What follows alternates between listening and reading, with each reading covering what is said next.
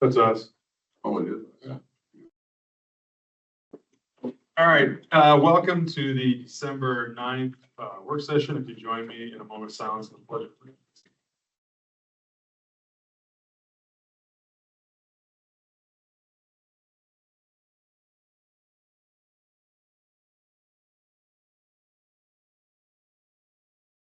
Pledge Allegiance to the flag of the United States of America and to the republic for which it stands, one nation, under God, indivisible, with liberty and justice for all.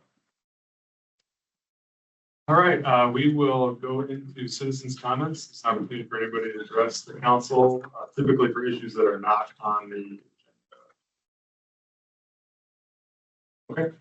And now we'll move on to our first item, which is the County Road 550 Interstate 35 Interchange, and we'll turn it over to Zach Johnson for. All right, good evening, Mayor, council members. Thank you tonight. Kind of an exciting project that we've been working on for a long time. I want to at least acknowledge too that there's representatives from Dakota County Board of Commissioners and the Lakeville Area Chamber here as well, among others, Dakota County staff as well. Our goal tonight is to bring you up to speed with where we're at the project. We've had some previous work sessions.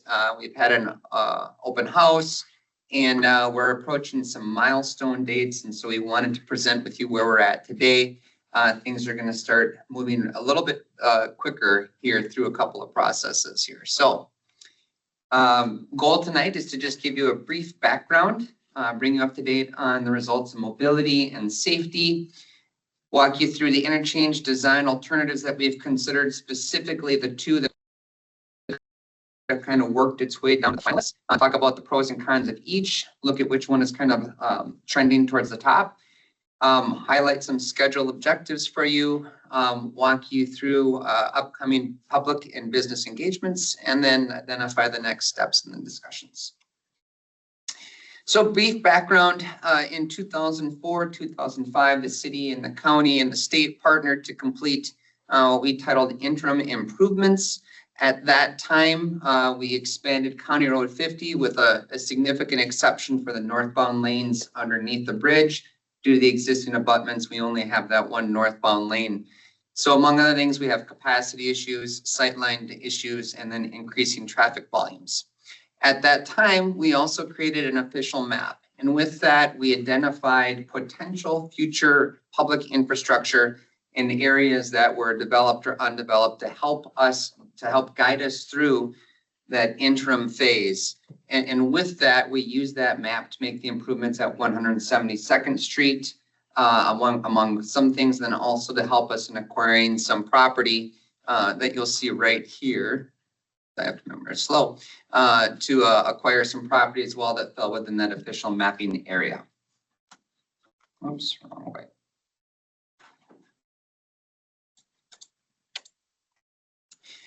So we identified through a study mobility and safety problems. And so you'll see here what's represented is the circular dots at the intersections represent kind of a level of service, green being adequate, yellow being approaching some capacity or operational issues, and red signifying that we have significant delays or operational failures there that require some improvements. You'll also see represented in the red arrows some of the queuing that we're seeing. So for example, you'll see on the southbound off-ramp on County Road 5 there, you'll see that it almost approaches traffic backing up into the freeway. And then likewise, you'll see here that in the morning, traffic is backing up and creating issues at these intersections as they try to work through the traffic signal programming to get onto the freeway. So this is really sensitive to her. So you'll see those delays. You'll see here 175th Street as well, County Road 50 and Kendrick Avenue. So we've identified that there's existing problems here, and then also in 2050 as we forecast traffic as well. Likewise, you'll see afternoon peak traffic by 2050. Here, you'll see an example where the folks here are extending and queuing back onto the freeway. That's bringing on MnDOT. You'll also see some potential failures here at Kenyon Avenue. And so basically you'll see a little bit more red. If you remember just for some perspective, you'll see a lot of green and some yellow, red down in the bottom. And then here you'll see afternoon, likewise with the transitional traffic there from morning and afternoon rush hours. So overall, we're seeing potential operations at intersections. We're seeing backups and delays, and the ability for free-flowing traffic to move it along this corridor is the reason that we're here today to talk about a plan for addressing these. We started with 11 different alternatives that have been accepted and used throughout the state and the nation. They were wide ranging from roundabouts to signals to different geometric designs. We looked at it through a number of criteria. One is the operations and the mobility of traffic. You'll see here one being not as good, and then the 3 stars being as good. Looking at safety, both from a vehicular standpoint as well as multimodal with pedestrians and the bicyclists. We also looked at property impacts. So you'll see that some designs required more parcel impacts and more relocations.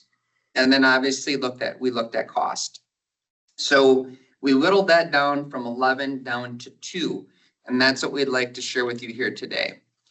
So this first example is the modernized diamond. This is very similar to what we had established in 2004 as a potential interchange design. It's very traditional. You'll see here that we're basically using the existing bridge footprint. You'll see the addition of a new local roadway that aligns with the off-ramp here. You'll see the realignment of the on-ramp. You'll see some changes here of signal on Kenyon Avenue. You'll see pedestrian movements here. A couple of notable changes on this one here I want to identify is the new street, and then also 175th Street would be proposed to be restricted to a permanent cul-de-sac. So as today, there's a current access to 50. With this design, there would no longer be one. Traffic would have to continue further south to 175th Street or Kenrick Avenue. You'll see here that there is one proposed building impact under this design here. You'll see that there's another potential impact here with the Fleet Farm gas station. And you'll see here there's some pretty significant impacts to this existing building, both from an access standpoint as well as parking, and then potential changes here. And this is, yes. Is the intention that all the traffic on 175th is going to jam through the tiny little roundabout? Correct. What's that road? Correct. Traffic would come, I don't have an overall, I'm sorry, but yes, traffic would continue south to the signal at 175th Street, travel east, make a left at the signal, and then travel through the roundabout to the north. That's correct. The second option that we looked at is what's called a diverging diamond. Not as traditional as the modernized one that we'll see, but definitely one that's still used in Minnesota. There's another number of examples that I can cite for you. A couple of things that brought this particular layout forward in the project is one, we don't have the property impact here. As you recall, this road alignment here came through. And now here, we don't have the access, but we're able to preserve that building and work with some of the remnant right away to preserve parking. We still do have an impact here at that gas station. And the other thing that we would look at here is instead of closing this off, we would have a 3/4 access. So folks would be able to travel through there. So southbound, you could come in here and take a left. And then likewise, you'd be able to access the businesses in this cul-de-sac here. The traffic signal here might appear a little out of place since it's a 3/4 intersection, but it's all tied to the timing of the interchange and the on-ramps and off-ramps there. Is that? Yep. So I mean, when I'm looking at this, I just want to clarify what the red signifies, because in the previous two, when we were looking at 2050 levels, red equals bad.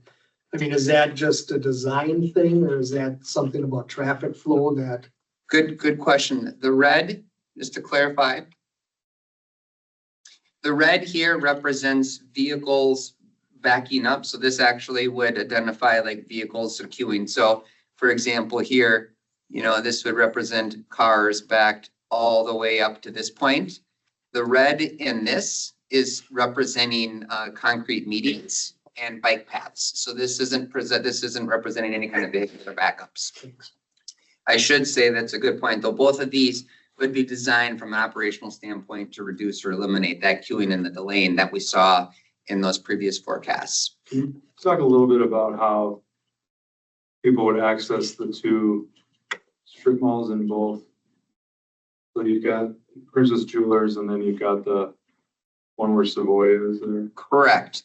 Under this divergent diamond here, you'd be able to take a left, and then we would work to make sure that we can use this access here. Right now, it's a little bit to the west of that, but we would be able to put this at a spacing. So folks using this strip center here would be able to access 175th Street here.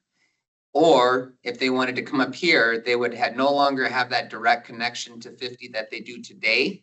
They would have to come around here, 175th, up Kenrick, and then use this permanent cul-de-sac to access the site. So the building would stay, but it wouldn't have the accessibility that we do under the current situation. But that's in part because of the on-ramp here and getting traffic onto the freeway. It's already an issue right now for people trying to get into Savoy. Even if you move the entrance into that strip a few feet, it's still a problem for people to make that left turn and then. Agreed. Or even to make a right out of there to go anywhere. But so I guess I'm not understanding how that's improving it for them. Yep. So two things. One, I want to highlight, and maybe I'm going to take a step back here. What we need to do is have an overall interchange layout established by a milestone date of February 1st, or have one submitted. It is not intended to be a final design. We're still working through the preliminary stages. So not all of these issues are going to be resolved today or with this layout. You can see here that even just with some of this parking on the west side of the road too, we're just really at this point, it's very high level. We do acknowledge and understand and have heard from these property owners the current challenges today in accessing that. What we're looking at are some alternatives that what are the impacts to access if we have a permanent cul-de-sac here versus if we have a full access intersection. So we are still going through those iterations as to how that works. You'll see that we're actually proposing to shift this route further south to provide a little bit more queuing and a little bit more distance. We'd also look at locating this area here. We'd have to work with these folks as far as, what happens with parking? Do we access around the rear of the building? So I would say there's a lot of work to be done on this. But what we can see is that in this scenario, if we include a new local roadway, we can't have this connection here. We are able to keep a full access here, a 3/4 access here, if we go with this design, but then these folks here come off a cul-de-sac. So there's a little bit of give and take. There's a little bit of fitting. So we're still working through these issues. But in this scenario, we still have more conversations to have with these folks. But a bigger issue that we wanted to figure out right now is, is 175th Street a full access, a 3/4 access, or zero access at all? That's the kind of the first piece of the puzzle that we're trying to solve. And the other thing I wanted to ask is where the Pizza Hut is. Mm-hmm. Why wouldn't you take the access from the cul-de-sac instead? Yep. Instead of taking it off the frontage road, especially at that curve. Yep, and again, I would say at this point, this is just very high level. This is us just kind of putting work on paper. We still have to have conversations with Pizza Hut. It's very possible that after working through this design, meeting with the business owners, better understanding their needs, maybe there's an alternative that would be achieved. Here, we wanted to demonstrate here that there's going to be the on-ramp and that we'd have a cul-de-sac here. So it's just literally to show that that building would stay and there would be access to it. So I just, Longer on-ramp or not than current? yeah, good point. Yep, so it is. So if you remember in 2022 and 2023, the state legislator appropriated funds to MnDOT to do a study of the entire corridor.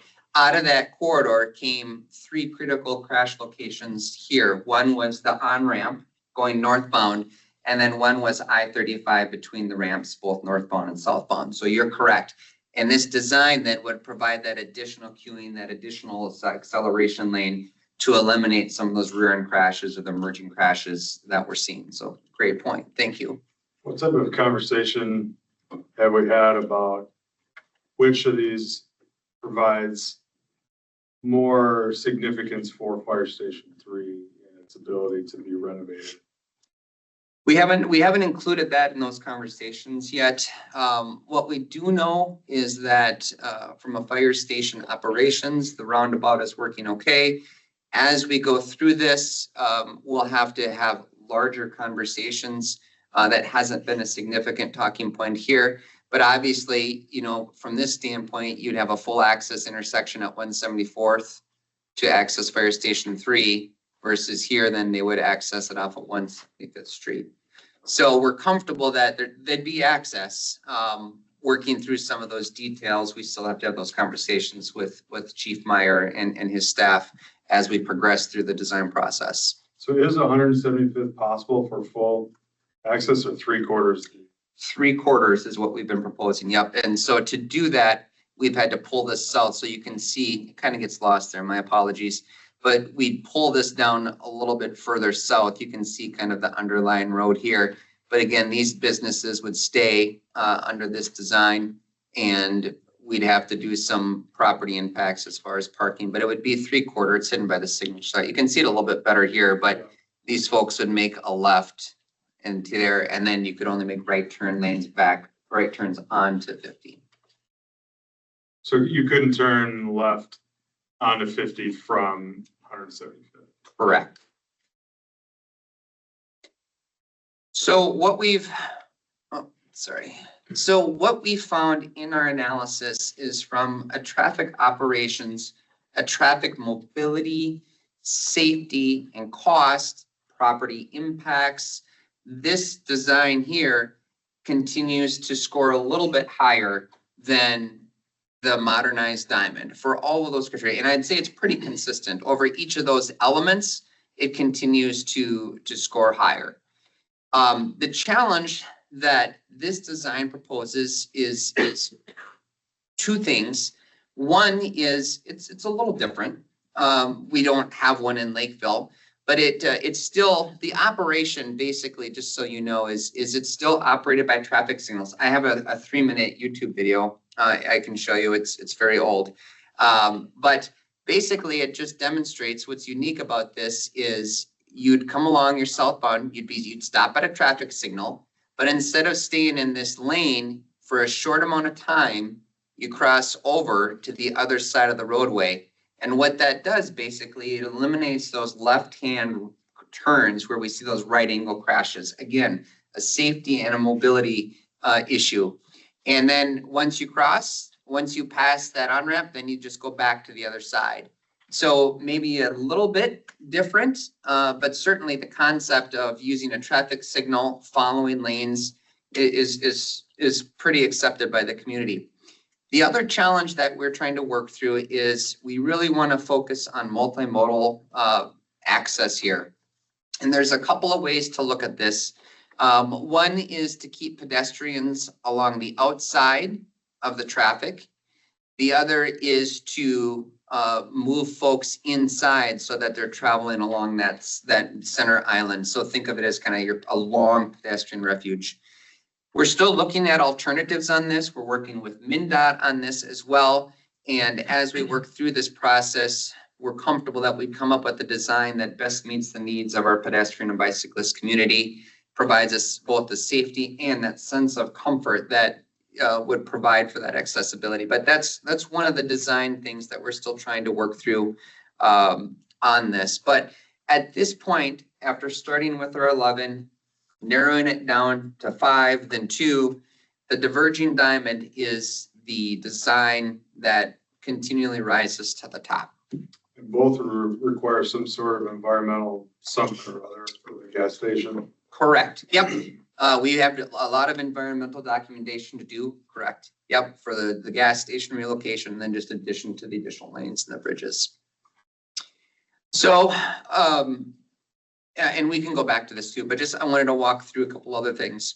So we are scheduled to have an open house. We've had one so far, and we'd have another, and that basically was introducing the project for folks that haven't heard about it for a while. I mean, we have public engagement efforts in the past, but letting folks know that this is back in the CIP.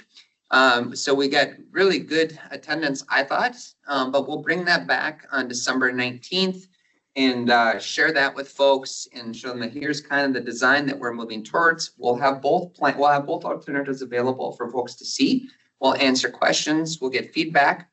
From a city and county standpoint, we have a milestone date of February 1st. In accordance with new legislation, we need to get that into MnDOT as far as the layout design is. The reason for that is if we miss that deadline, there's the potential for additional costs, indicators that would have to be included in the project.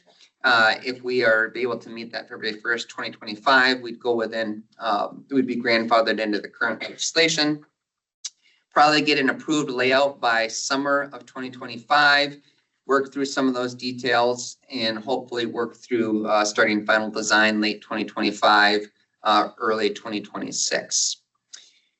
Long term, we do have some funding applications that we're actively processing. Dakota County is going to apply for some more federal funding. Right now, we're looking at a design timeline of 2028 or 2029. The significance of that is if it's 2028, that's currently what the city and county are working towards as far as a program level, assuming that we receive funding. One thing that I will note with you is 2029. MnDOT has a couple of projects programmed in their 10-year chip. One is surface pavement maintenance completion from basically County Road 70 up to the split, where they would take a look at the existing surfaces. Anything that's deteriorating or needs improvement, they would resurface that. They also have programmed the replacement of bridges. The one at 50, which is good. We're doing an interchange. They're going to replace that bridges.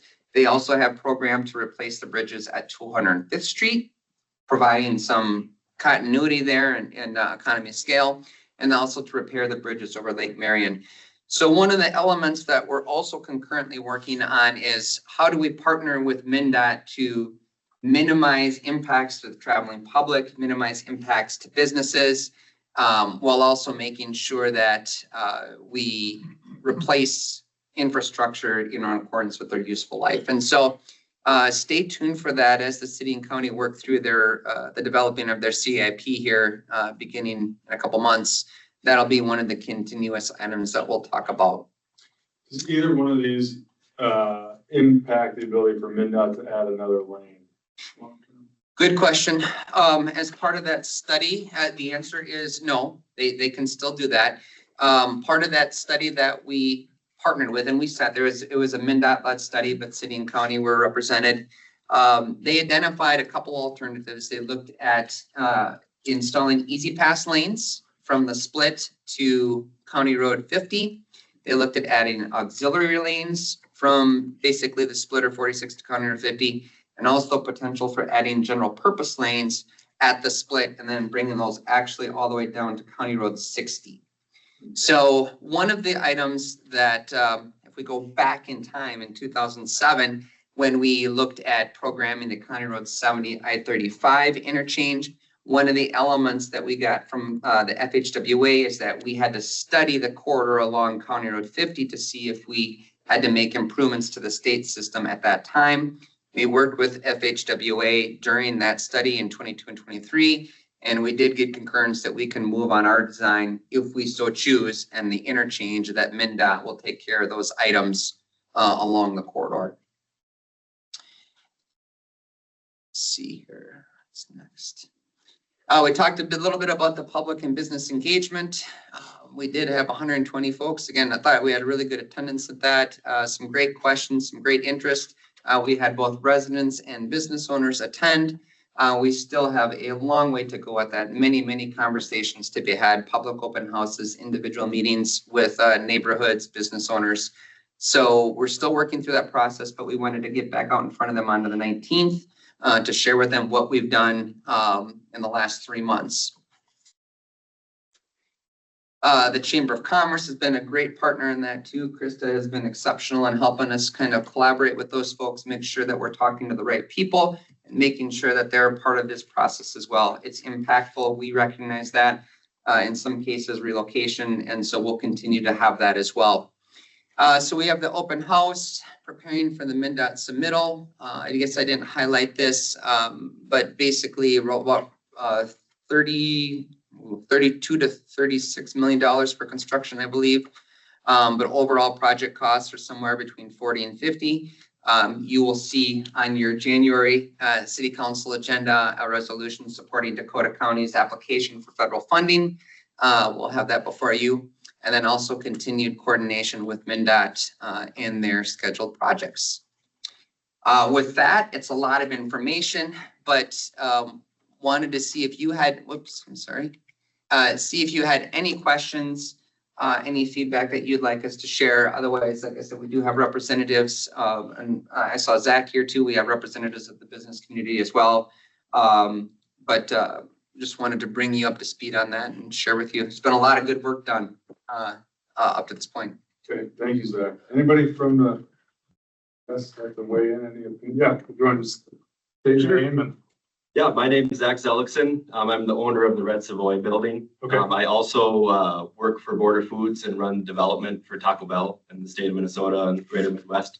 We just opened up the Taco Bell in August here at the movie theater, and we also control the one on Kenwood Trail just down the road. Okay. But mainly here for the building that we own that's getting affected. Been talking with Zach and Doug for a long time. You know, obviously just wanted to share concerns. For a long time, our tenants have been pretty stressed about it. Even recently, Park Dental is, you know, thinking about their long term with needing and not knowing access and ability to be profitable and stay there. We've had pretty much every single tenant reach out. One is one we just recently, but other ones have had it on the radar longer. I think when more things are getting posted, they're kind of starting to see it. Just want to say we're happy that we were able to work with you guys and have an option to keep that lane open. Access is super important to us as an owner for long run, and just keeping those businesses, you know, I mean, without being able to access it, it completely changed the face of that building. So I know we don't have a ton of options here and say out of the overall project, but I think I just want to stress the importance of being able to keep that ability to keep 175th open for the success of those businesses and our property that we made our investment in Lakeville. Thank you, Zach. Others? Anybody else? You guys have questions or comments? Yeah, Josh. So assuming we went with this merging design here, this diverging diamond, what elements of this plan are still flexible for future conversations? It's a great question. The snapshot really is we would submit the whole design to MnDOT. That's part of that whole geometric layout. But like Councilmember Volk had identified, you know, you can see here that there's still elements of how would we do something with impacts here, Mr. Zellickson, how do we handle this? You know, how do we program timing and things like that? So from an overall standpoint, there's still flexibility in it. However, some of the key elements would be that we are using that existing bridge footprint. You know, for example, we're not putting the bridge, you know, somewhere north. We're using that same footprint as today, the location of the island. So in large part, you know, this is really what MnDOT is looking at. The items outside MnDOT's access. So for example, this intersection, you know, north, basically, you know, if you look at it, I'd say on-ramp, off-ramp to on-ramp, off-ramp. So this would provide some flexibility here as we work through some of those designs as well. But we really would be locking in this design and shape, because then what that would help us do is work on, you know, start preparing for right-of-way acquisition, environmental documentation, The next step is we have to walk through all that environmental documentation that Mary Hillier addressed to. But we would definitely be moving in a direction. So when we submit on February 1st, we'd be moving with this design versus this. So we wouldn't be switching designs, but we would have some flexibility, and we'd start to work on, we don't have any survey work. So once we have that, then we would look at fine tuning these things. But as general, from a 2D level, this would be our submittal. The pedestrian thing may change as we work through those details, but by and large, this is what you would see. Excuse me, I see 4 stoplights in that Could you area just, right there. could you Is just there a share, possibility to put? excuse me, just for our records, could you just share your name? Sure, my name is Mike Gillen. I live on Judicial Road, just north of Orchard Lake. Okay. There's gonna be 2 stoplights added in that project, it looks like. Is there any way to eliminate those stoplights and put roundabouts in there? Or right now, those 2 stoplights at the intersection of the interstate is a big tie-up. Yeah, Mr. Gillen, we did look at that, and that is something that we can continue to look at. With all intersection designs, we look at roundabouts and traffic signals. I think at this time, we're kind of focused on the traffic signals from terms of, are they meeting warrants? What are the operations there now? But we have had conversations, and we've actually looked in the past about a roundabout at Canyon Avenue up on the north side. This one, I would say, is probably closer to that 3/4, because what we have here is we have the proximity and the location of the on-ramp. So this one, I would not consider a candidate for a roundabout. This one here, we could take a look at that as well, but we'll take that into consideration as we move further in the design process. And we would have the results and share that information with the public and business owners. Thank you. Zach, can you talk a little bit about if there's been any discussion on acquisition costs or local road costs that may not be in that overall project number? We haven't done any fine detailed designs, so we have large CIP level planning amounts for construction, right away, excuse me, and design. So we haven't gone into, for example, we haven't taken a hard look at the cost impacts of, building a parking lot here, relocating those parking lots here. So, excuse me, as we move forward in the design, we would take a closer look at that. What we wanted to demonstrate by this design is, can we actually achieve parking? Can we provide access to this? So as we move forward, then we would have a better idea of local road impact costs. But you can see here that there would be some extension. This actually goes up to about 170th Street. It gets cut off on the screen, sorry.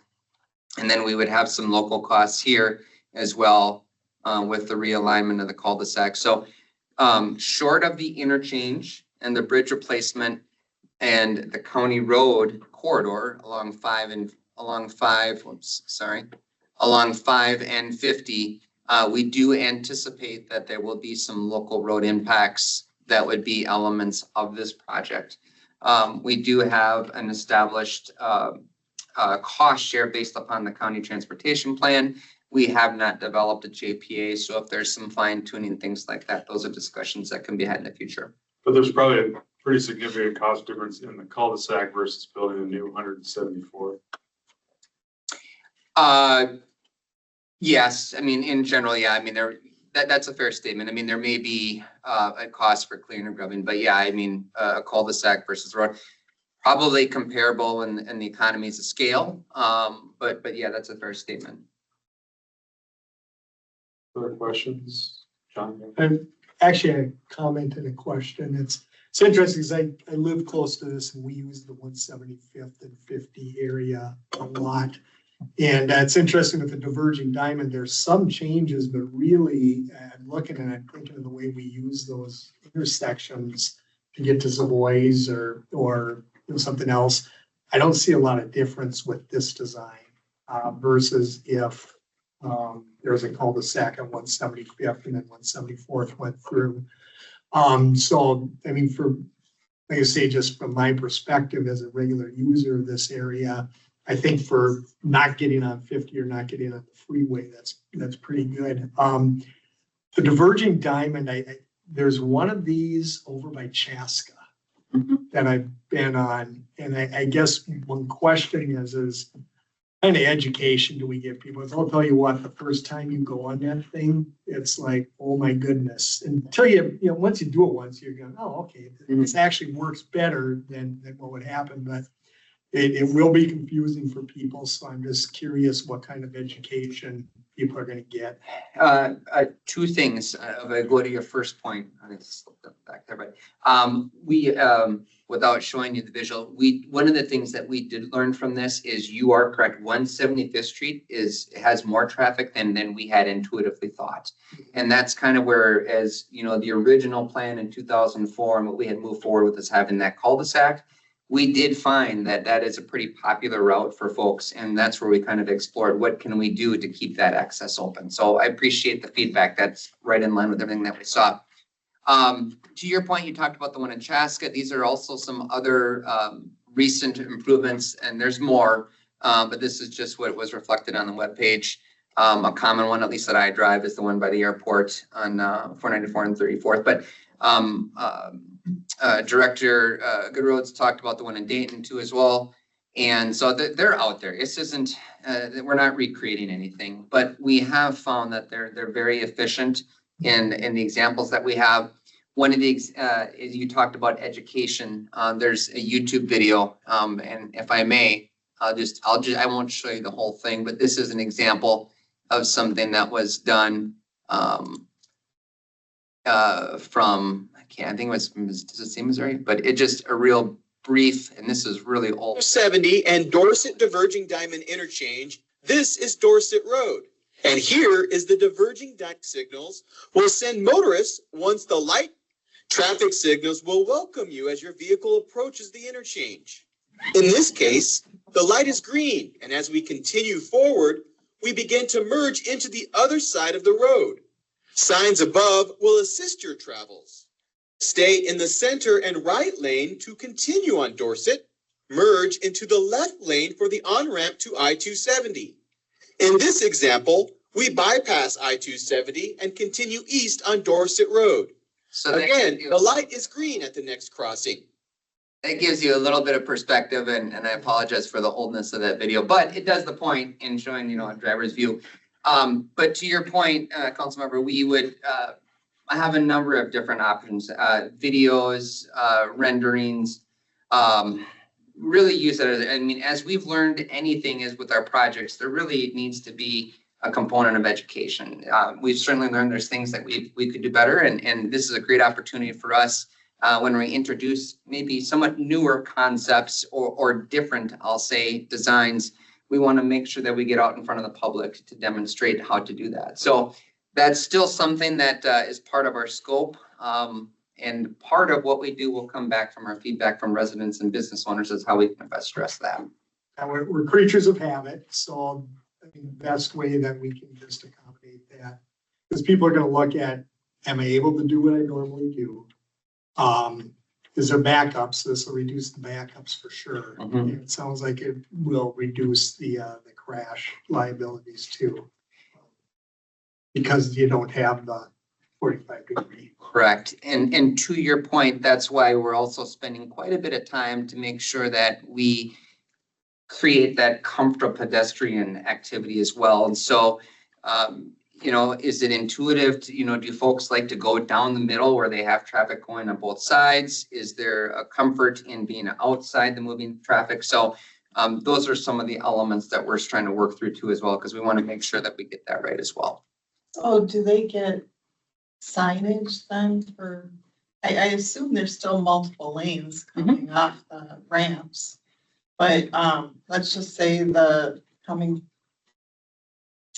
southbound now to get to 50 and 5. Yep. So and I'm not really sure what all that red means, but that's where you're saying there's barriers then. So then there's a barrier that can only turn right if they get in that lane.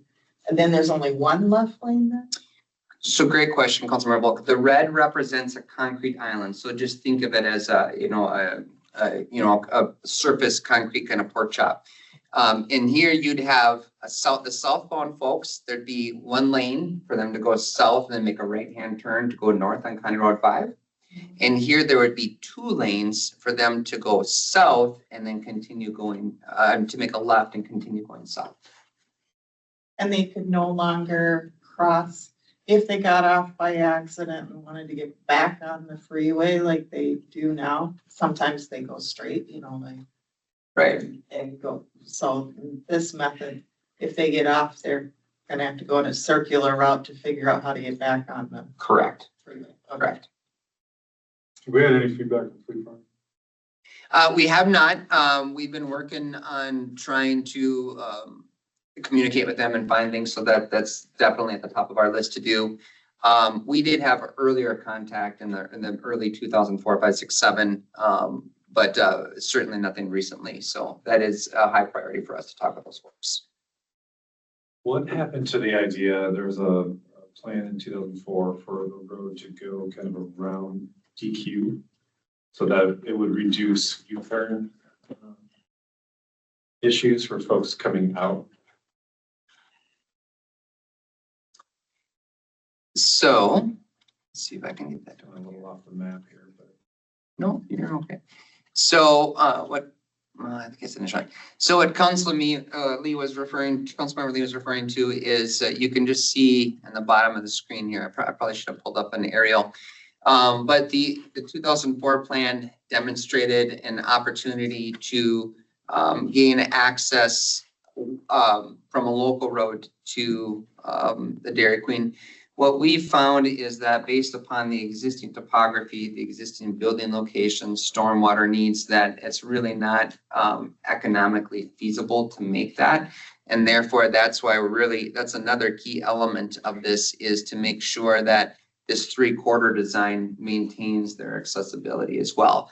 So that, again, in 2004, it was just kind of lines on paper to say, yeah, this is something we wanted to emphasize, that we wanted to look at alternative locations for access off the county system. As we took kind of a deeper dive with this exercise here, we're finding that really isn't a feasible solution. And therefore, we would continue to work with them on having access off County Road 50. It's a great question. Great memory on that. So are you looking for direction from us, or what are we talking about next steps? Sure. At this point, staff is seeing the consistent higher scores with the divergent diving. So at this point, based upon those criteria and this project rising to the top, we would move forward with this design. If there's feedback from the council, if there's feedback from residents, the County Board of Commissioners are going to see this here at their next meeting. We could evaluate, but, consistent with our other infrastructure improvements, the project that best meets our needs from a cost, business impact, and operations, we would be moving forward with this design. So it's more just sharing it with you. If you had some concerns, we would take that into consideration as we move through the design process, but really just kind of sharing information. There's no city action required for our submittal to MnDOT. If you wanted to, you could provide a resolution. We haven't done that historically, but that's an option that you could consider as well. I mean, based on everything we heard, I would feel comfortable with it unless there's some major red flags over the next couple of weeks that we get from other engagement. The staff recommendation makes sense. I don't know if there's any problem. Oh. I just want to clarify, the board has already seen both options. Oh, I'm sorry. So, so what we would be looking for is if you strongly favor one over the other, kind of your general impressions, knowing that there's going to be another open house on the 19th. But I don't know that we'll have the opportunity to come back to you formally before we'd be looking for some kind of resolution, because we're gonna have to meet that February 1st deadline. So if you're trending one way, that would be nice to kind of direct, but not a final decision. But so did the board have a preference? We wanted to hear from the city.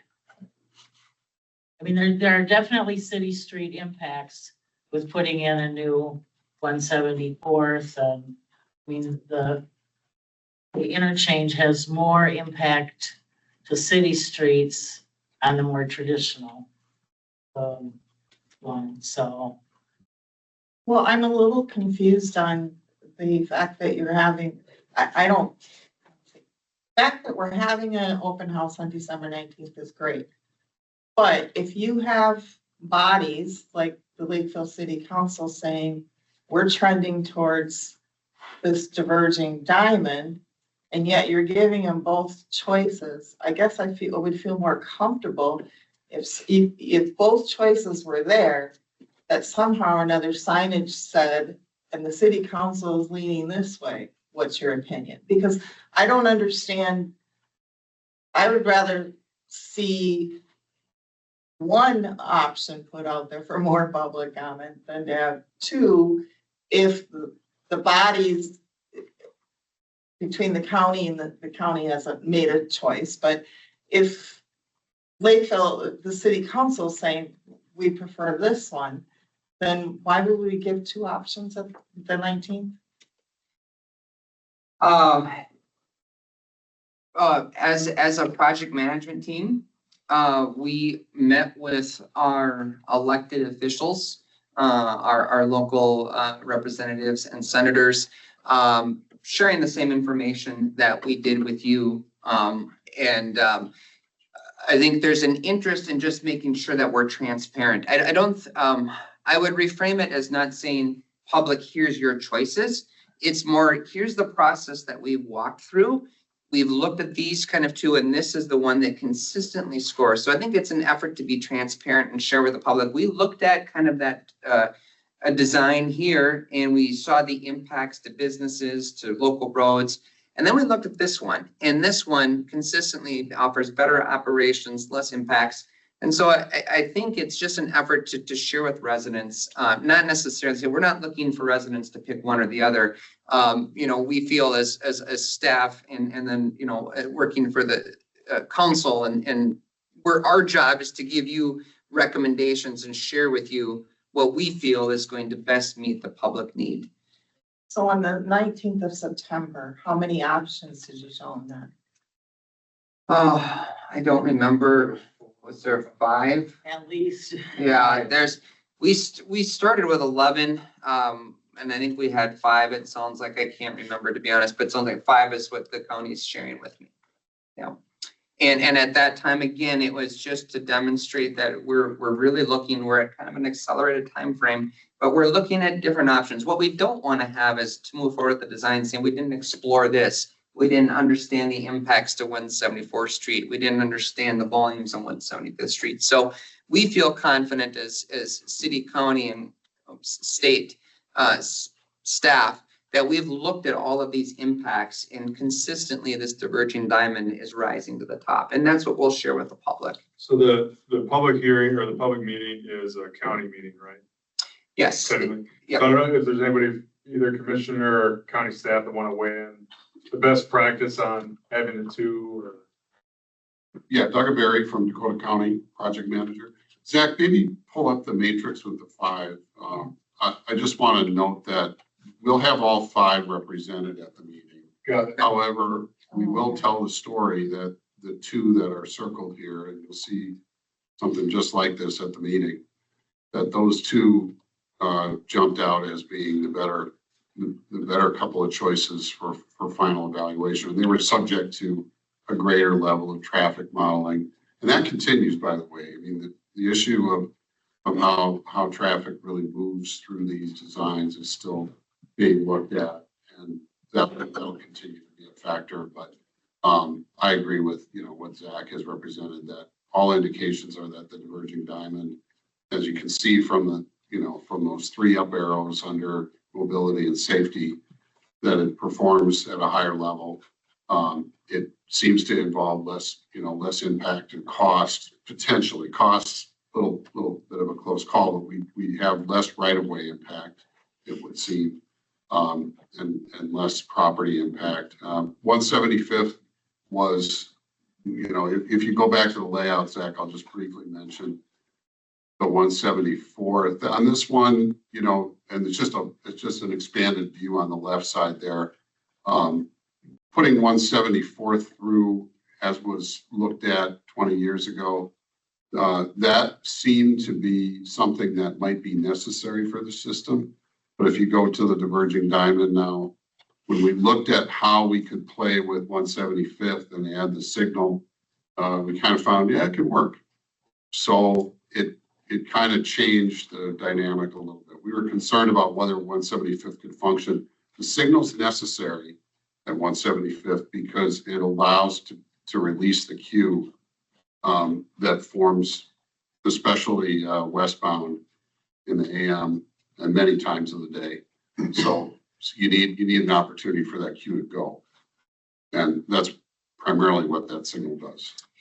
And I think the other thing that I would highlight too is some of the benefits that we got from that first public house was meeting with some of our business owners.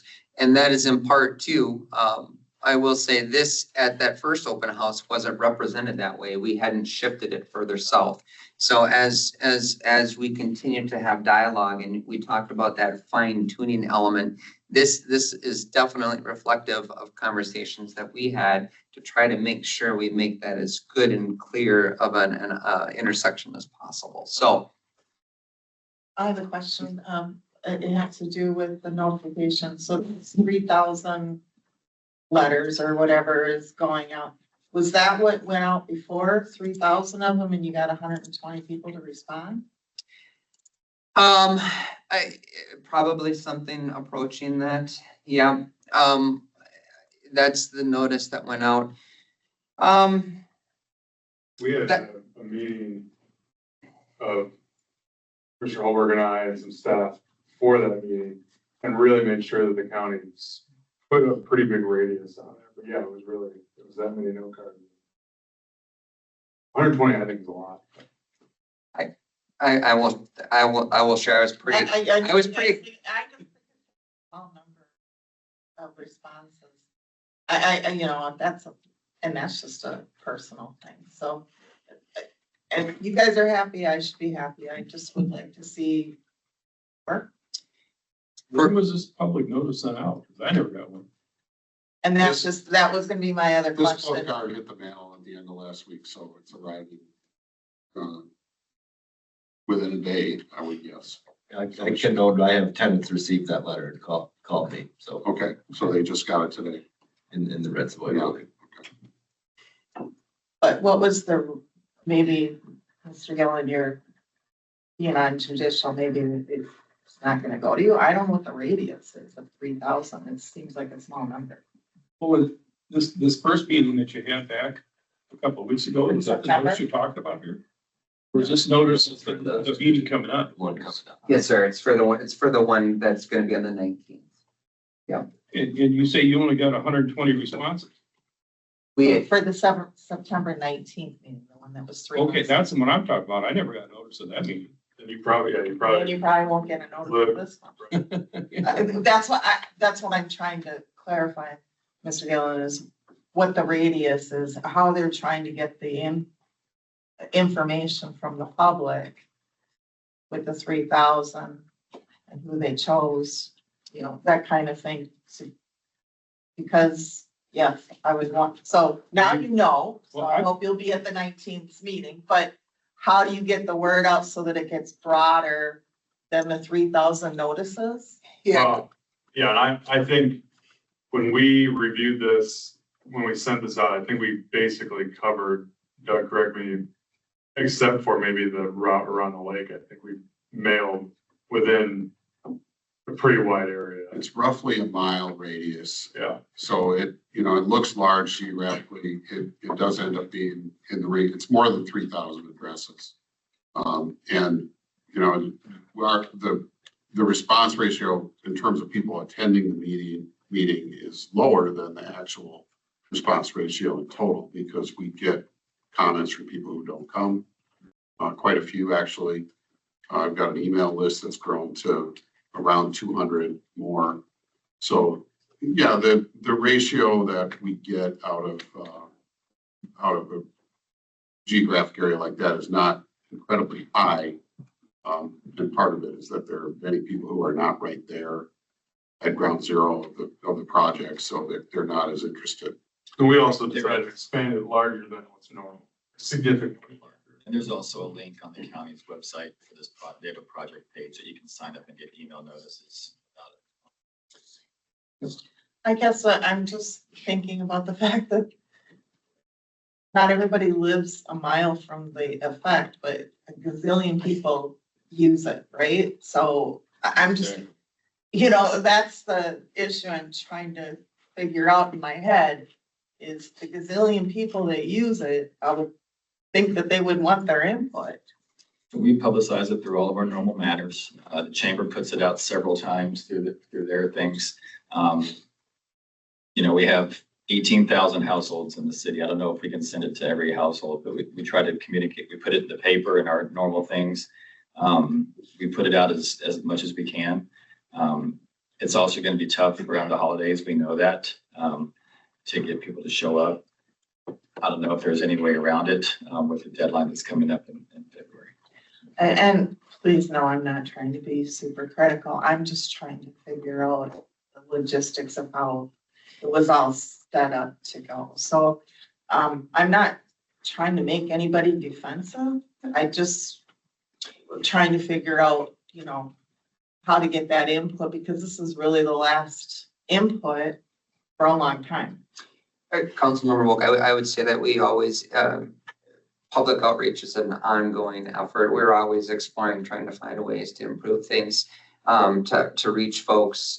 We try different things. Some things work, some things don't. So you'll be having the communications go to the next door community and putting information there.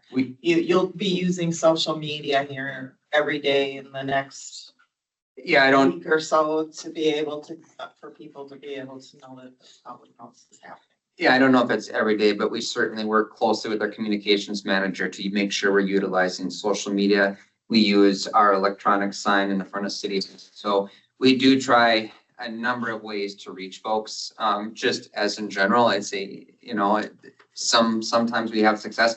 I would agree with the mayor that the 120 people was good. That's more than we typically see. Usually it's, you know, 20 to 40. So from that standpoint, it was a positive, but certainly acknowledging your perspective and certainly we want to get it out as much as we can. It's a two-way street, obviously. I mean, we need folks to contact us and ask questions, but we'll continue to strive to make sure that we get the message out to folks and gather feedback. This will still be ongoing, and to the comments made by the council members, there's still going to be design. This is just the very beginning of the project, so appreciate that. Zach, one more quick question. It isn't anything on your map, Okay. but that particular model shows 175th basically staying straight and having an intersection. Currently, it curves and crosses Kenwood Trail over to like 176th Street. Is anything going to happen with that intersection? I'm sorry, Councilmember, which one was that? So you're coming west on 175th Street. Yep. With that model that you had, you would just keep going straight. Correct. And currently, it curves to the left, and then there's an intersection where, you know, some people that use that access their favorite restaurants and hardware stores. Is there anything, do you anticipate any changes to that intersection? Basically, it would have been 175th and Kenwood, would be 76th and Kenwood. Taylor, can you give us back? Sorry. Because they're close. Those would be two really close signalized intersections. Like a block. Yeah. So, what do I do? Check the connection. To answer your question, there aren't any changes proposed at that intersection as far as geometrics or physical. I was trying to see, this should pop up in a second. Yeah, there you But as far as signal timing and coordination, as Mr. Berry mentioned, that would be part of this process. And that's the reason for those traffic signals, to make sure that we have that all coordinated. There's quite a heavy flow. You can see it in this image here. There's quite a flow of traffic there. Yeah. So that's the purpose. So you're right. It's a closer proximity than we'd be accustomed to, but it's part of moving all of this traffic through the corridor. Yeah. So great question. Thank you. Yeah. Just wanted to see if there's any changes. You know, comment on, but you got the county here in the city. I like the roundabouts. It seems like my life is split up into thirds. I sleep 1/3, I eat and drink the other third, and then I'm sitting at red lights. So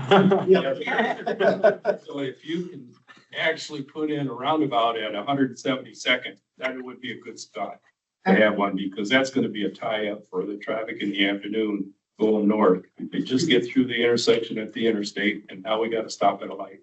That's gonna be a big tie-up right there. All right, thank you, Mr. And we'll take a look at that as we move forward through that process. Any other conversation about interchange? Okay, thank you to the county and everybody for showing up. We appreciate it. I tried to get you out here before 7. Thank you. Appreciate it. All right. We're gonna move on to the Cherryview Park and Fire Station proposal. I don't think our fire chief and our parks director have ever presented together. This might be the first department.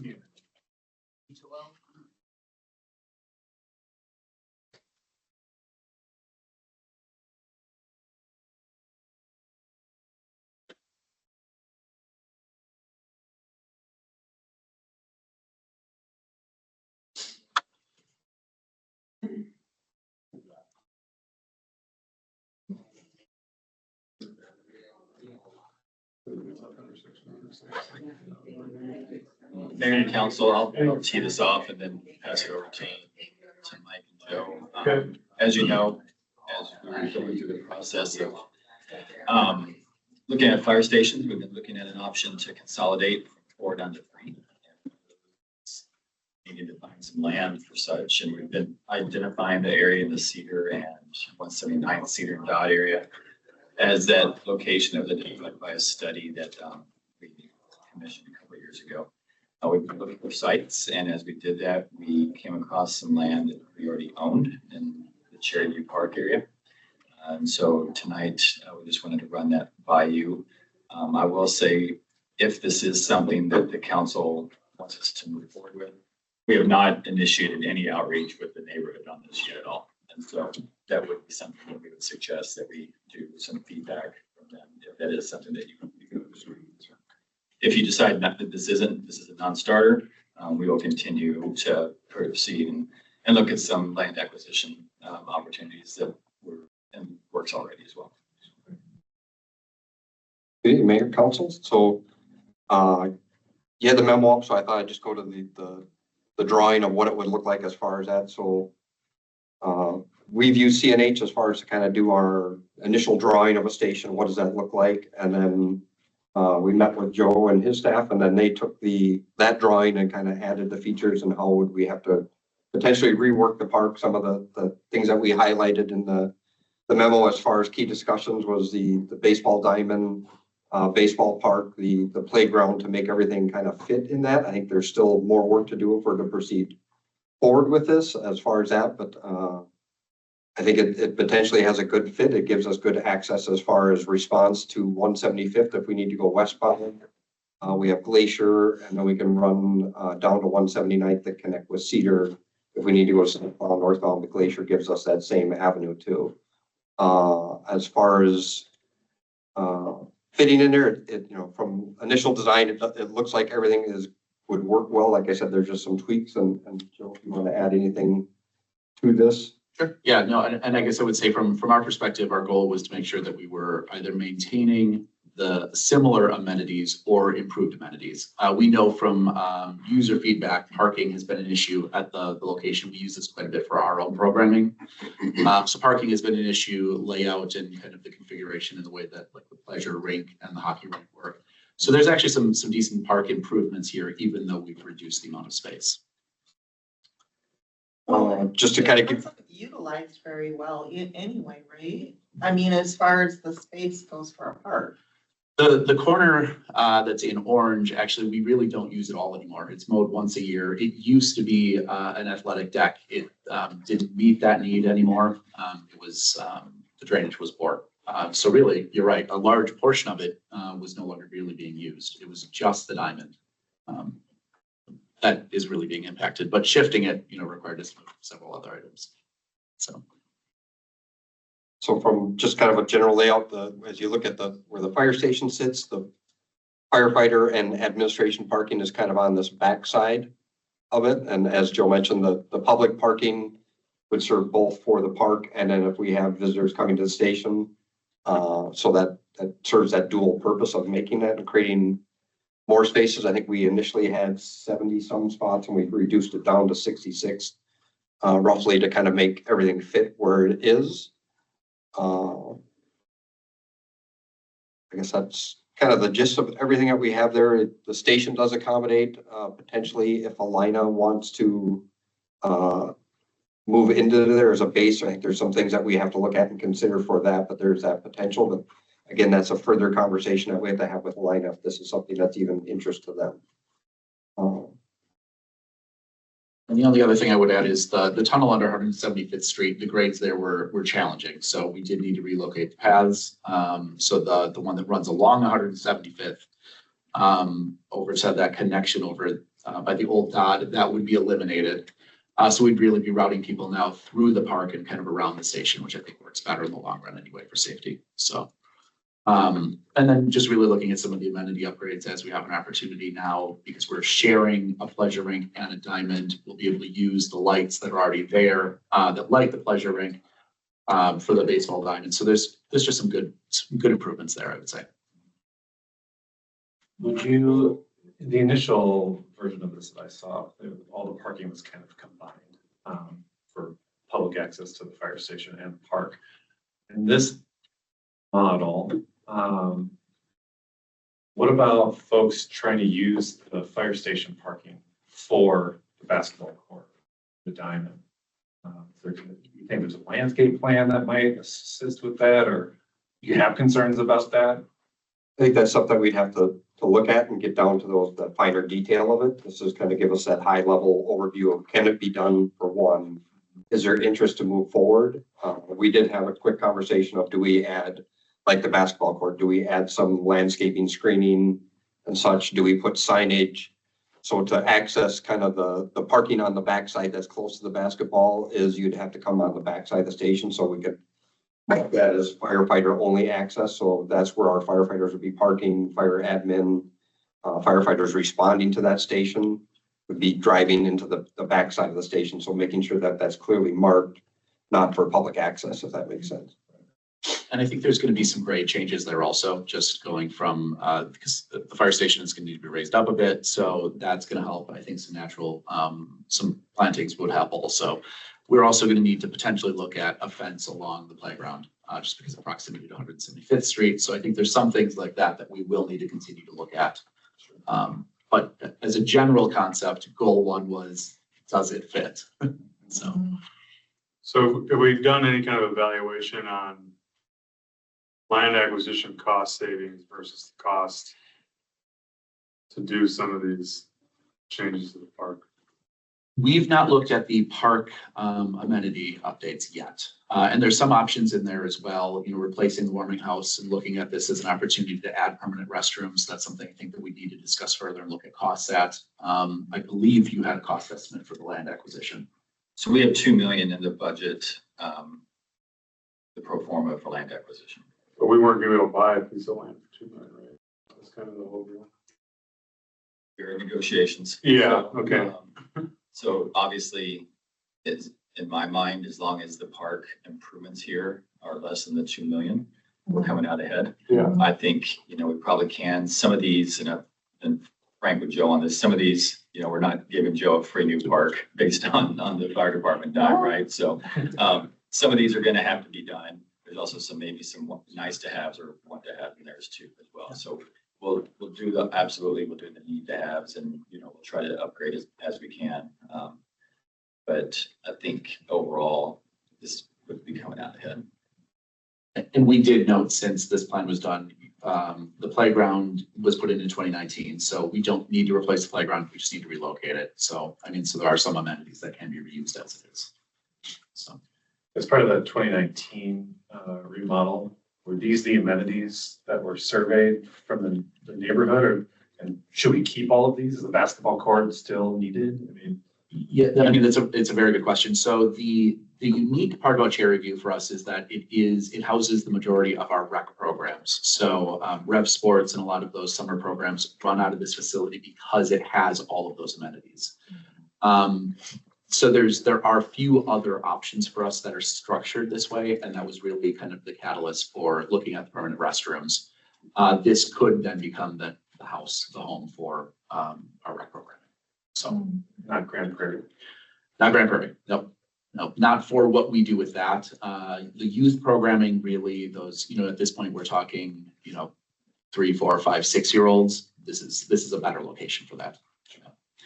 And so Grand Prairie is not gonna have basketball. That is part of that programming.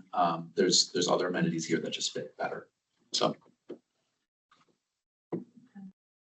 I'm impressed. I think it's smart. I think it's, we're adding value to the park and dealing with our land issues. So kudos on ingenuity here. Yeah, I agree. Whoever thought of the idea, get around me. Unless there's like 15 of you and then you're all like, I would just say, I thank you, Justin, for talking about the neighborhood feedback, because when the county was pursuing, not here, but near there, to build a recycling center, we got a lot of feedback. And I don't know if they didn't really understand what was going there, but I think there'll be some people that have some opinions about, even though I think it's a good. I'm sure there will be, we'll have to emphasize that we're not taking away a park. That Right. And Right. value to it, doing it. I think it also has some community engagement opportunities with the fire department. Yeah, I agree. Some people that are there.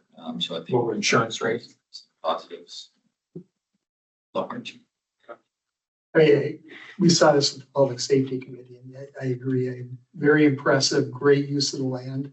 As a former T-ball coach, putting that baseball field at the parking, wow. But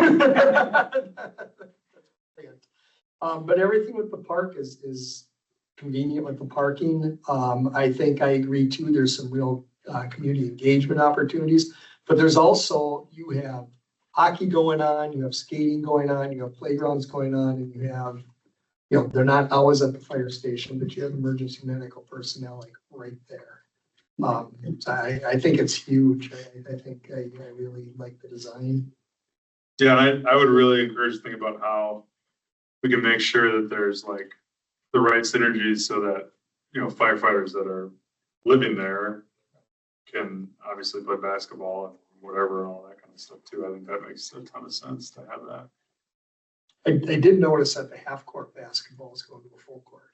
It did go to full court. We did sneak that in. That's true. It'll be red though.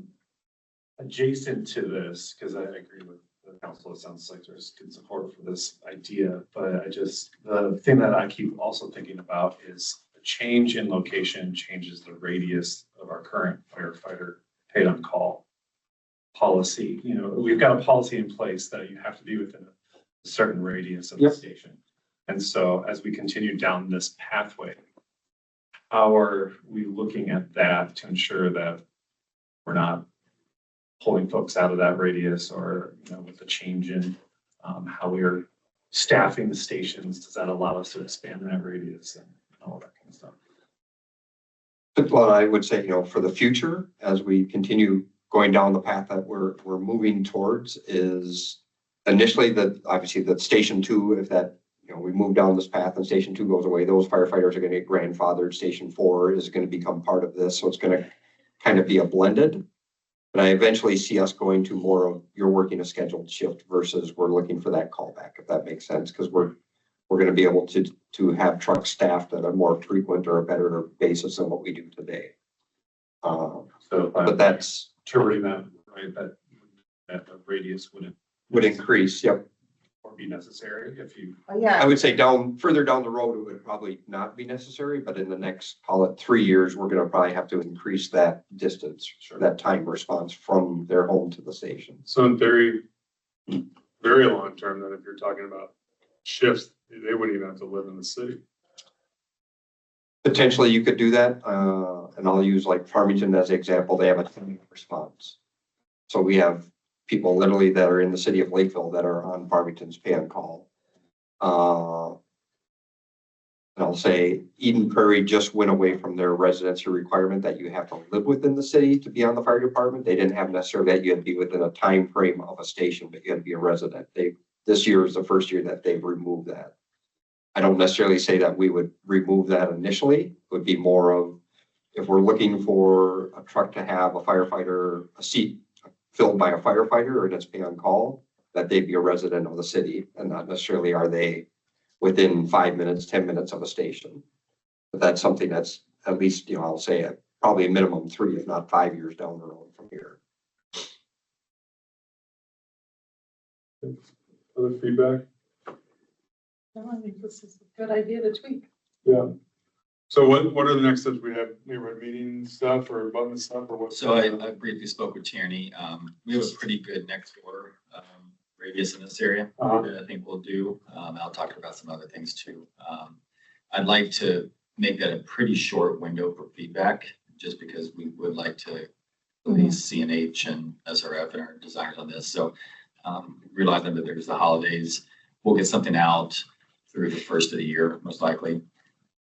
Unless we hear extensive negative feedback, we will probably have the architect start to move forward on plans. Instead of an in-person meeting. If you'd like to do an in-person meeting, we could probably schedule one. I could go either way. Maybe see how the first round of like online stuff goes and then. Maybe we can do a mail or two. And, Yeah. To the general area. And, yeah, if we do a mailer with online response. so if we hear significant feedback, we'd probably have to come back to talk maybe at the January work session. Yeah, in these type of what I call a little bit of sensitive, the confusion on what it really means, I think you get missed if people reading everything. And so the meeting gives you the chance to interact and answer questions. That, yeah, Now that I think that we probably should hold it in person one. And we can do that after the first of the year, probably can still meet sometime. Okay. Yeah, just so if somebody says, like, cause I had somebody today ask when I put on Facebook, is this going to impact the skating rink or what? But if you can't read the fine detail, I get, Ask the green lines on the map, RCP. Is that drainage? Yep, that's drainage. Okay. Thank you, guys.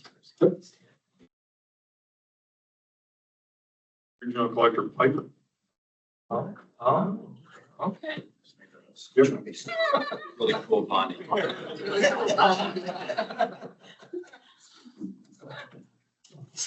All right, so we'll turn it over to Julie on the financial metrics. Reinforced concrete pipe. Oh, okay. Oh, I like Justin. But I got the P right. Pipe. Thanks. Mr. Mayor and council members, the first time you were shown the financial metrics report was in 2023. And it's another like a high level report of a lot of things that you've seen already in other reports. So this is something that the finance committee was run through them as far as any kind of tweaks that you would like to see and recommendations from them. And then the plan is that we would update this every year. We put in the Moody's latest credit opinion because that's kind of what this is all driving to. It's the fund balance policy that we're adhering to. And it's also meeting our pay-as-you-go requirements for equipment and vehicles, all this. And so we've laid out, and again, this is mostly, I'll just let you guys just look at it if that's okay. But high level, it showed there's a lot of different graphs. There's the market value growth, the big spike we had in 2023 with all the valuations that were increased a lot. Those have stabilized, and even in 2025 was quite low for that increase. But if you're looking at the slide where it's the taxable market value, the little charts, those ones, that one shows you a lot with this, how our mix has changed. The residential percentage is about the same, but the commercial is now split out more into apartments and industrial. So there's a bigger spread with those, that type of market values.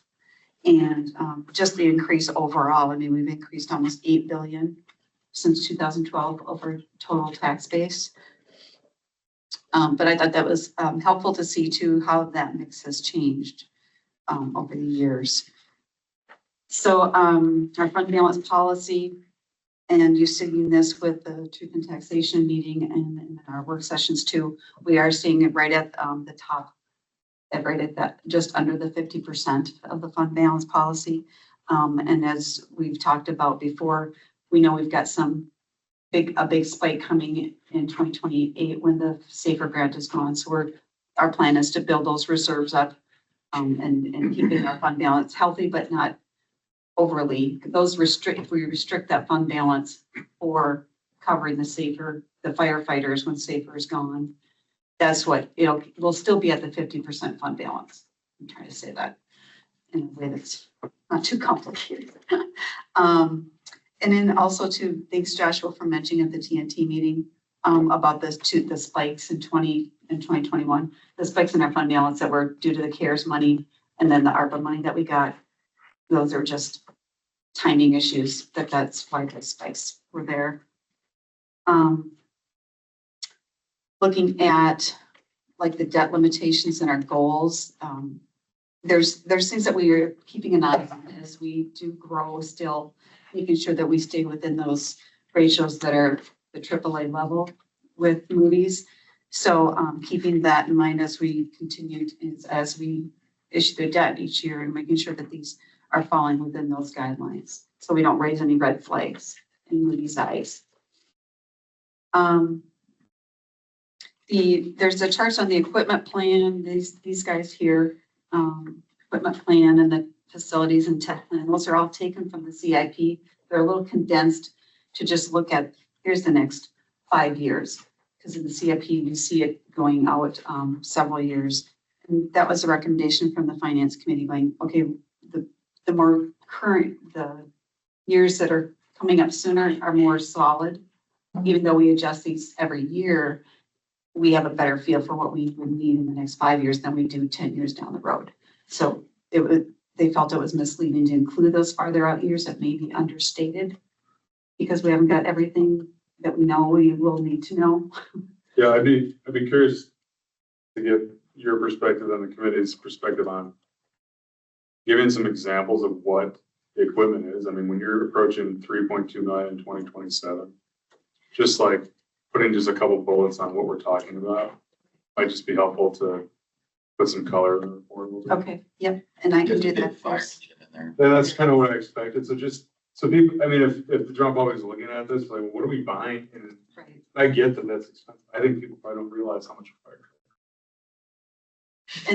And just to that point, we're also going to be looking at the complete fleet and seeing if we can maybe delay a year or two on some of the smaller items, $70,000 vehicles or whatever, if they're really not in poor condition, to try and fan out that big spike of what that fire engine is going to do in 2027. So, but I can definitely put in either notes in the narrative or just putting a bullet point right off of that tall graph there, what the drivers of that are. Yeah, I mean, particular 27, obviously, is so much bigger than. So can I Sure. just back up a step? So each of these graphs that you're showing us, or each of these pages, is what you plan to show the public on the website? Is that what you were saying? They just stayed within this report. And these they're all part of the CIP document, which is also on the city website. But in the CIP, you see, I believe, 10 years out. No, I get that. No, what I'm trying to figure out is, just as like the mayor said, can you make this bullet point so it's a little more clear for the public? I'm trying to figure out, are all these slides supposed to be something for the public? Well, it would be part of this report that will be in the council packet. That's next week. It's just a report and the council just does an acceptance of it. Okay, for some reason in my mind, I thought you were gonna have some sort of section on the website that had a dashboard of where we were at No. for the public. No. Okay. So, This report will be on the website. well then, if that's the case, then you might want to have a link to the full 10 years if they want to know. So, because the CIP, which has all the years on it, is another document, maybe referencing it. I understand the recommendation from the finance committee. I thought it was because for the public to consume it, it's just easier just to have the 5 years. But if they wanted further, deeper information on the CIP somewhere to have a link to the full document. That's all I'm saying. I get. And that's on the website as well. Full document, full CIP. So just having a narrative that says Some, years. well, I thought it would be on the slide, the equipment plan, whatever, just to. I'm not, you know what, here's the thing, I'm not clear enough in my own muddied brain how this document is used by the public or not, and it sounds like it's almost not. If I might, the discussions that we had in the finance committee was to provide a document that would be for council use. We furthermore were concerned and considered whether to not give out or include anything in it that is more than 5 years.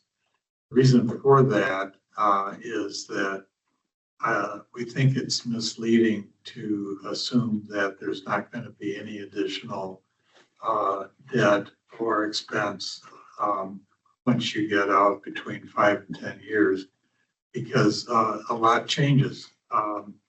If you look back at where this council was 5 years ago, we wouldn't have anticipated the expenses that we're incurring and the debt that we are adding at this point.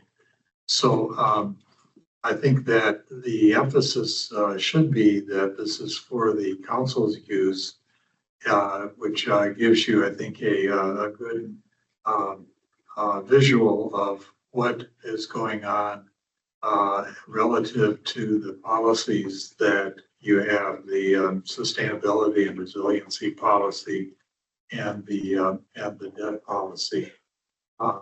Now, whether you want to make this more of a public kind of a presentation is something I think for you to consider and decide what you'd like to do in that regard.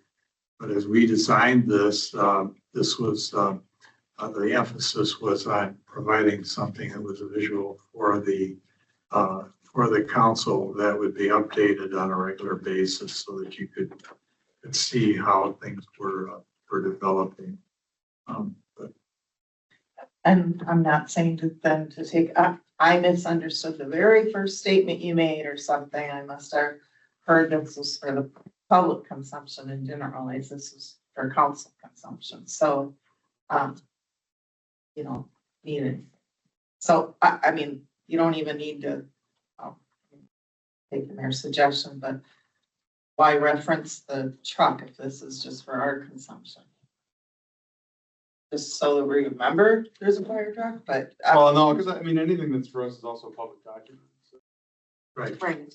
I guess that was also my next point, that these slides do look like they're more council oriented, meaning that we already have knowledge behind all of them, and that public consumption of looking at them is not going to be very,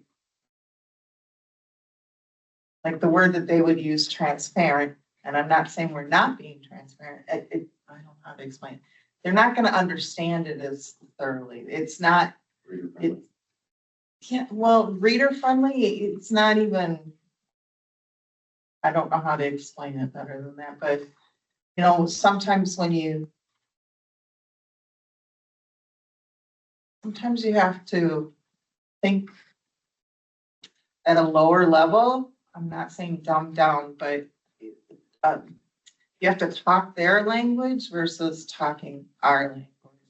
I don't know how to explain that any better, but so if they can also just, as far as I'm concerned, as long as there's some point, since this is, you know, the public does have access to this, as long as there's some means to say, if you have questions, or email so-and-so or something. So, because it's not, to me, it's not public friendly. I mean, kind of following up on the current conversation, I appreciate this. Oh, I do too. Because of the breadth of the information we receive in terms of the budget. This is in my mind, this is a dashboard. Yes. That allows us to, at a glance, see what's going on in terms of, you know, our taxable market value, our funding, our capital expenses. In my mind, this is a great way for us to see and to be able to tell the public that we do keep an eye on this. It isn't just once a year when it's budget time looking at a huge long spreadsheet. This is a regular way that we are keeping. It is a public document because if somebody makes a request and wants to see it, they certainly can. I would encourage a disclaimer at the very beginning of the document that says this is an overview. This is not in detail. This is meant as a dashboard to allow your elected leaders to keep abreast of the financial condition of our city and how our policies are working. This is the biggest thing for us is how are our policies affecting the budget. So I think if we had something like that, then people would know up front that it's a tool that we're using. You can certainly look at it because it's public data, but this is why we have it and why we're using it. And I think the same kind of companion disclaimer about the years once you get out more than 5 years. Which we did add in. Yeah. This is the 5 years is the most, because after 5 years, you're guessing. We're confident of the 5 years. Yeah. Because of what we know at this point. But we just, nothing has been added in for more than 5 years. Well, we do, I mean, there are things added in there. There's things that, because you'll see in the 10-year, there's definitely costs in there. Have we captured them all? Yeah. Probably not. So that's why we put the disclaimer. But not new This projects. potentially does not include all of those things that are farther out. Right. The best guess that we have right today. We haven't included new unanticipated projects that are more than 5 years out. Reading through this brought up question or realization to me because there's a prompt in here about does the council have preferences in terms of types of development and encouraging or discouraging certain things.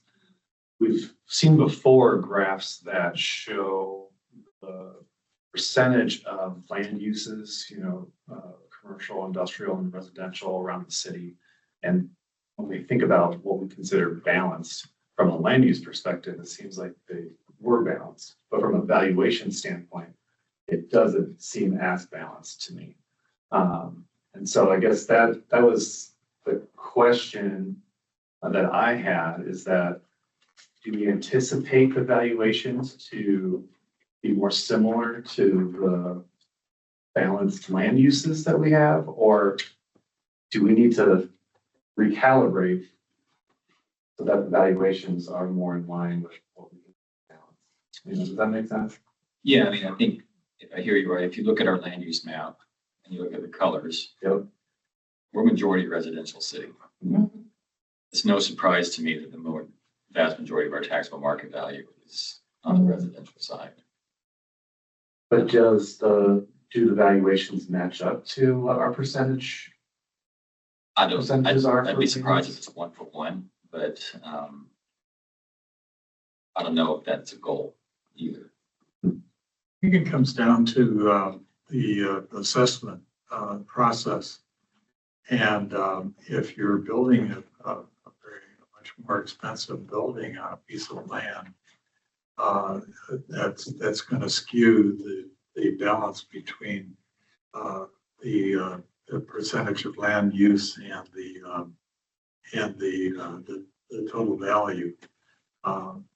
So I think you're always going to be dealing with that depending on how that land is used.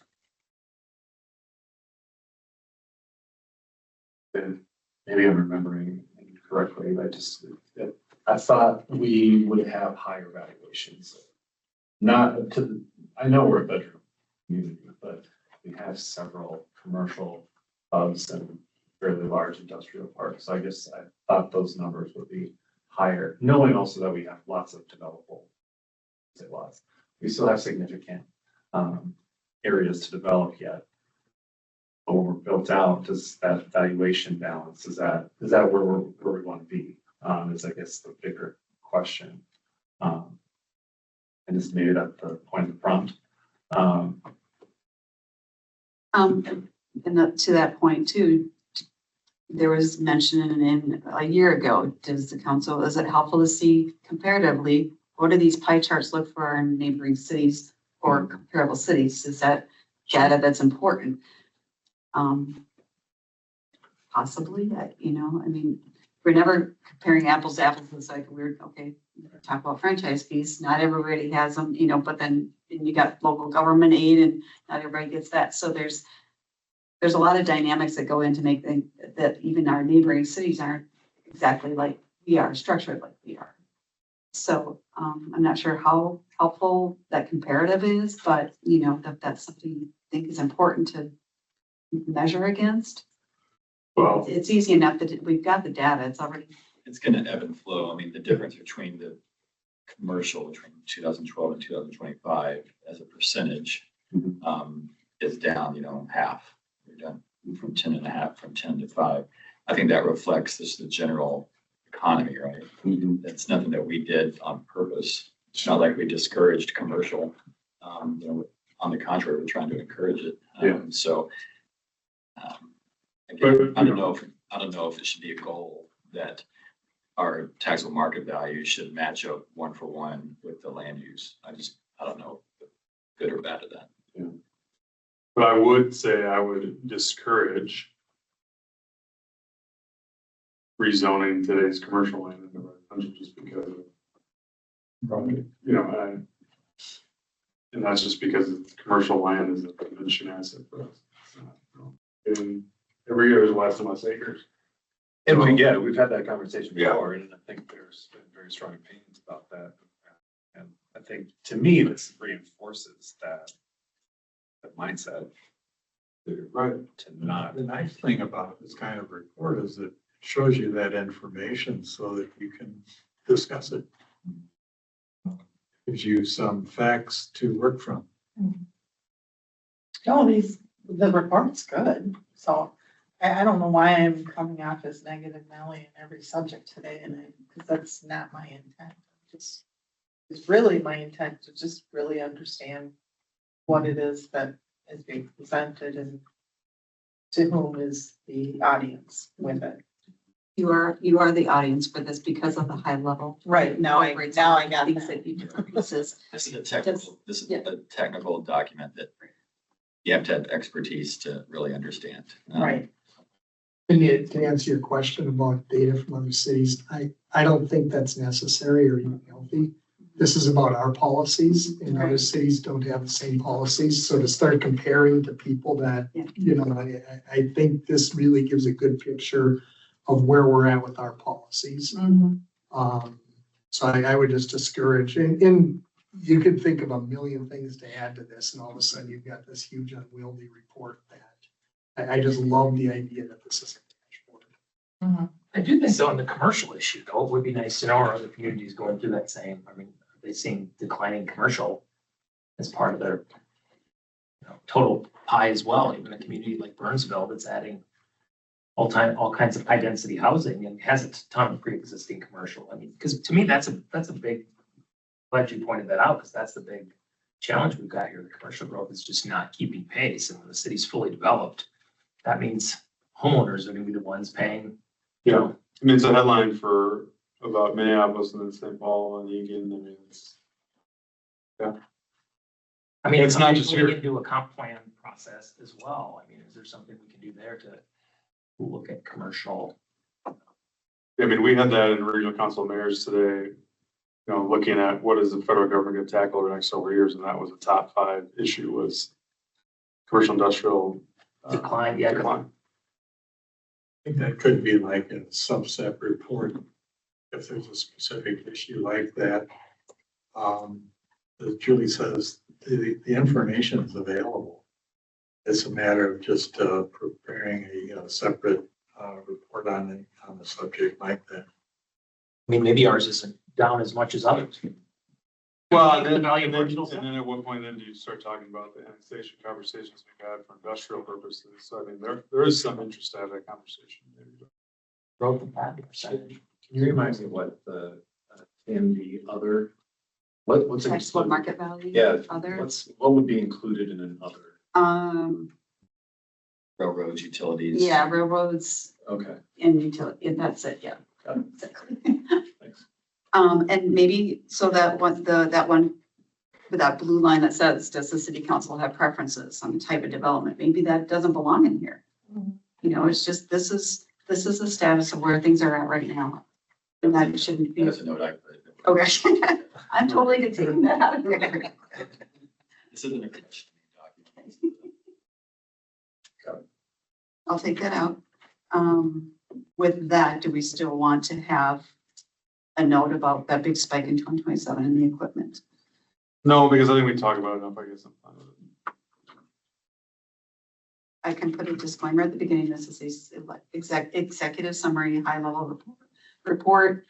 The council utilizes to make sure we're within our policy.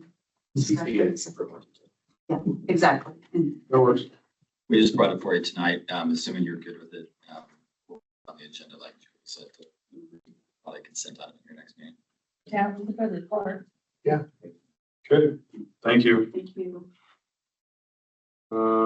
Moving on, any items for future discussion? Any of your city administrator updates? And we just met not that long ago. So we had that many committees. Okay, with that, I will take a motion to adjourn. I move to adjourn. Is there a second? Second. All those in favor say aye. Aye. Opposed? We're adjourned. Your meeting next week will be pretty short. We'll be bagging firefighters. Oh. But other than that, a lot of consent items.